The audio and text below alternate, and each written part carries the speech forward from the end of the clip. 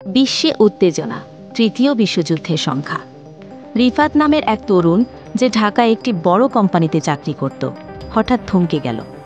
খবরে বলা হচ্ছে প্রযুক্তির উপর নির্ভরশীল বিশ্ব আজ সবচেয়ে বেশি অনিরাপদ। শহরের খাবার পানি, বিদ্যুৎ, চিকিৎসা সবকিছুই যন্ত্রের উপর নির্ভরশীল। যুদ্ধ লাগলে সবার আগে ভেঙে পড়বে এই যন্ত্রের জগৎ।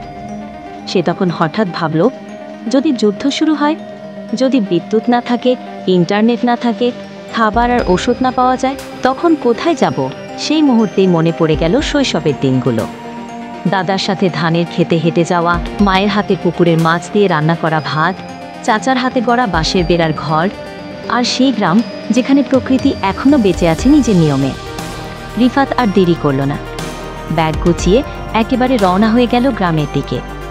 গ্রামে পৌঁছে দেখল পুকুরে এখনও মাছ আছে, খেতে ধান শস্যে ঝুঁকে আছে, মাটির ঘরে এখনও ঠান্ডা বাতাস বয়।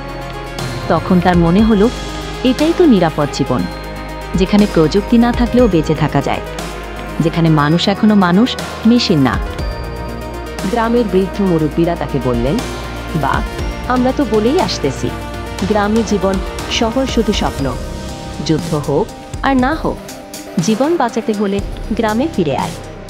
রিফাত তখন নিজের মতো করে সিদ্ধান্ত নিল, সে শুধু নিজে না, বরং শহরে থাকা বন্ধু বান্ধবদেরও গ্রামের দিকে ডেকে আনবে।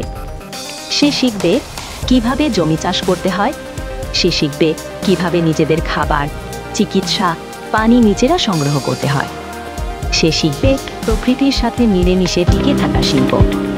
শেষ বার্তাটা ছিল এই, যুদ্ধ যদি নাও আসে, গ্রাম তখনও শান্তির আশ্রয়। আর যদি আসে, তবে গ্রামই হবে টিকে থাকার শেষ ভরসা।